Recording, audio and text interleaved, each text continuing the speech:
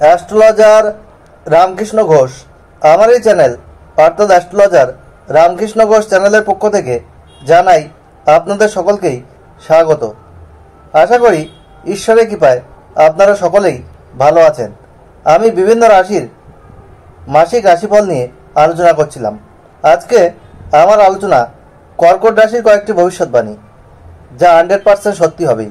মে 2024 কর্কট রাশির স্বাস্থ্য কেমন যাবে, তাদের কর্ম, চাকরি বা ব্যবসা কেমন হবে, তাদের শিক্ষা, প্রাথমিক শিক্ষা, কলেজ বিদ্যা, উচ্চশিক্ষা কেমন হবে এবং তাদের পিতামাতার স্বাস্থ্য কেমন যাবে, তাদের প্রেম ও বিবাহিত জীবন কেমন যাবে, তাদের ওভারঅল ভাগ্য কেমন হবে এবং তাদের শনির ঢাইয়া চলছে, অর্থাৎ কর্কট রাশির সপ্তম অষ্টমপতি শনি রাশির সাপেক্ষে অষ্টমে অবস্থান করছে। এই ঢাইয়ার প্রভাব কিন্তু কর্কট রাশির মানুষদের রয়েছে, আপনারা জানেন। সেই প্রভাব থেকে বেরিয়ে আসার জন্য কী রেমিডি রয়েছে তাই নিয়ে আজকে আমার আলোচনা। আপনাদের কাছে অনুরোধ, আপনারা এই আলোচনাটি শেষ পর্যন্ত দেখবেন, কেটে কেটে দেখবেন না, তাহলে কিন্তু পরিপূর্ণ আলোচনা আমার থেকে পাবেন না। যাই হোক, মূল আলোচনায় যাচ্ছি। কর্কট রাশির একাদশে থাকছে কিন্তু ষষ্ঠপতি এবং নবমপতি বৃহস্পতি এই মে মাসে, এবং কর্কট রাশির দশমে কিন্তু রবি উচ্চস্থ হচ্ছে। এই রবি হচ্ছে কর্কট রাশির দ্বিতীয় পতি। আবার 15ই মের পর সে কিন্তু একাদশে গোচর করছে। আর কর্কট রাশির নবমে মঙ্গল, রাহু, বুধ এবং শুক্রেরও অবস্থান রয়েছে।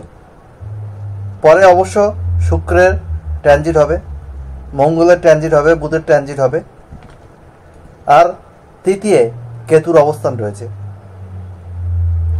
যাই হোক, এই কর্কট রাশির প্রথমে স্বাস্থ্য নিয়ে আসছি। হেলথ ইজ ওয়েলথ, অর্থাৎ স্বাস্থ্যই সম্পদ। স্বাস্থ্য যদি ভালো না থাকে তাহলে আমাদের সাকসেস রেট কিন্তু অনেক কমে যায়, আমি বারবার এটা বলি। আর কোনো কিছুতেই আমরা কিন্তু কনসেন্ট্রেট করতে পারি না। ফলে স্বাস্থ্যের প্রতি আমাদের কিন্তু নজর দেওয়া প্রথমেই উচিত। তাহলে এই কর্কট রাশির মানুষরা ব্যাক পেন, স্পন্ডিলাইটিস, কোমর থেকে পায়ের পাতায় যন্ত্রণা, ব্যথা বেদনা, ইএনটি ট্রাভেল, নাক কান গলার সমস্যা, চোখের সমস্যা, পেটের সমস্যা, হজমের গণ্ডগোল, লিভারের কিছু সমস্যা, এইসব কিন্তু আসতে পারে কর্কট রাশির মানুষের।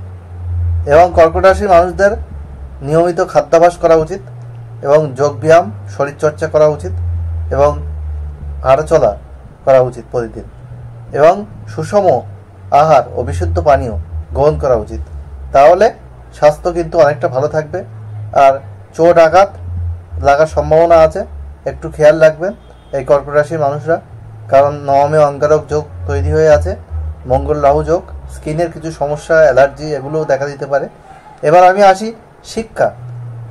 এদের চতুর্থ পতি কিন্তু কর্কট রাশির সাপেক্ষে শুক্র, সেই শুক্র কিন্তু নবমে অবস্থান করছে, এবং পঞ্চম পতি এদের কিন্তু মঙ্গল, সেই মঙ্গলও নবমে অবস্থান করছে।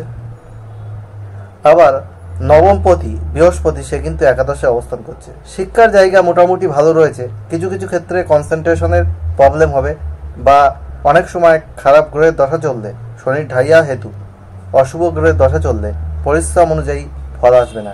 কিন্তু উচ্চশিক্ষার ক্ষেত্রে যারা বিদেশ যাওয়ার চেষ্টা করছিলেন তাদের কিন্তু বিদেশ যাওয়ার যোগ রয়েছে, বা হায়ার স্টাডিজের ক্ষেত্রে সফলতার যোগ কিন্তু একটা লক্ষ্য করা যাচ্ছে এই কর্কট রাশির মানুষদের।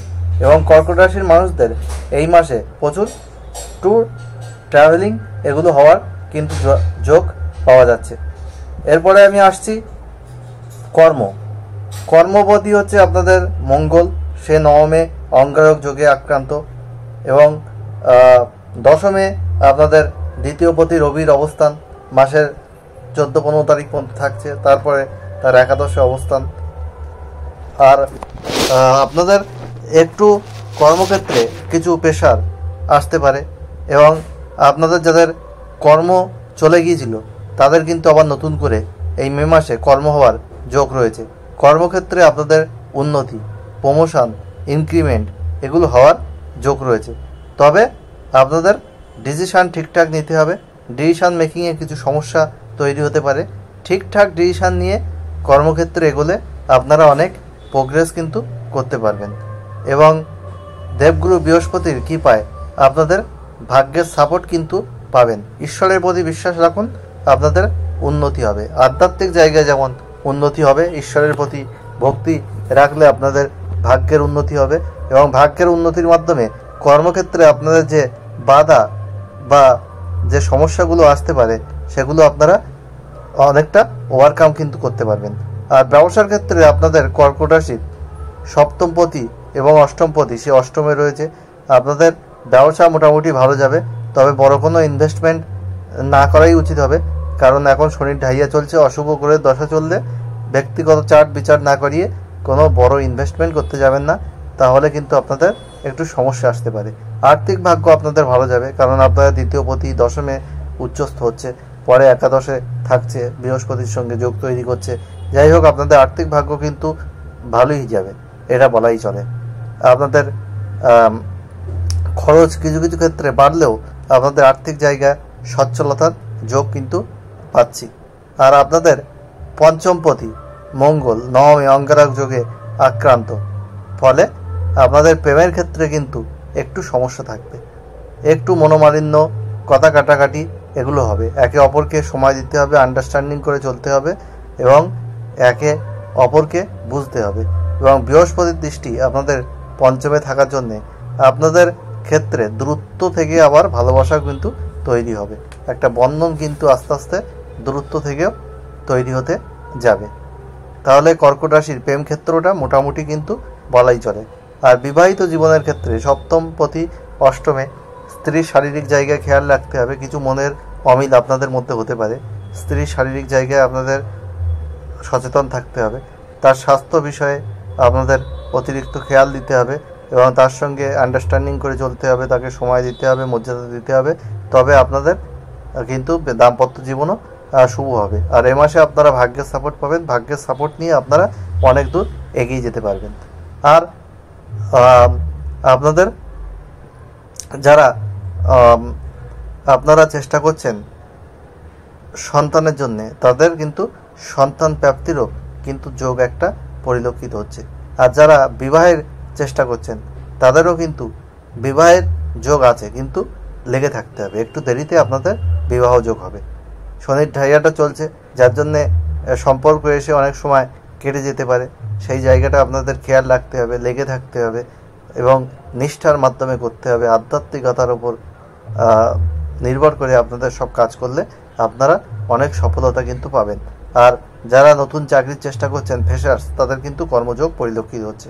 আর আপনাদের যে সমস্যা রয়েছে সেই সমস্যা থেকে বেরিয়ে আসার জন্যে প্রতি শনিবার নিরামিষ আহার করুন পশ্চিম দিকে মুখ রেখে। আর সন্ধেবেলা প্রতিদিন 8 বার শনি মন্ত্র, শনির বীজ মন্ত্র পাঠ করুন পশ্চিম দিকে মুখ রেখে, খোলা আকাশের নিচে হাত পা ধুয়ে। ওং প্রাম প্রিম প্রোম স শনিশ্চরায় নমঃ। আর শনি মন্দিরে নীল অপরাজিতা ফুলের মালা মাসে 1 বার অর্পণ করুন এবং পূজা দিন। এবং শনি দেবতাকে অবশ্যই তির্যকভাবে প্রণাম করবেন, শনি দেবতার পায়ের দিকে তাকিয়ে, যেন চোখে চোখ না হয় আপনাদের, এইটা একটু খেয়াল রাখবেন। আর প্রতিদিন আপনারা রাহুর বীজ মন্ত্র বা রাহুর কোনো মন্ত্র 4 বার পাঠ করুন, ওং এইং রিং রাহবে নমঃ। আর কেতুর মন্ত্র আপনারা পাঠ করতে পারেন 3 বার, ওং এইং রিং কেতবে নমঃ। ভাই বোনদের সাথে আপনাদের সম্পর্কের জায়গায় কিছু অবনতি হতে কিন্তু দেখা যাচ্ছে, বা ভাই বোনদের শারীরিক জায়গায় কিছু সমস্যা, আর আপনাদের কমিউনিকেশনে কিছু সমস্যা তৈরি হতে পারে, সেটাও কিন্তু দেখাচ্ছে। পাড়া প্রতিবেশী থেকে বা কলিগ থেকে কিছু ডিস্টার্বনেস, এটাও আসার কিন্তু যোগ রয়েছে, কারণ আপনাদের তৃতীয় কেতুর অবস্থান, এটা কিন্তু শুভ নয়। এই অবস্থানের জন্য কেতুর বীজ মন্ত্র প্রতিদিন 7 বার পাঠ করতে বলেছি, ওং এইং রিং কেতবে নমঃ। আর আপনারা দেবগুরু বৃহস্পতির কৃপা অবশ্যই পাবেন, আপনাদের সব অবস্টাকেল আপনারা ওভারকাম করে আপনারা এগিয়ে যাবেন, এটা বলা যায়।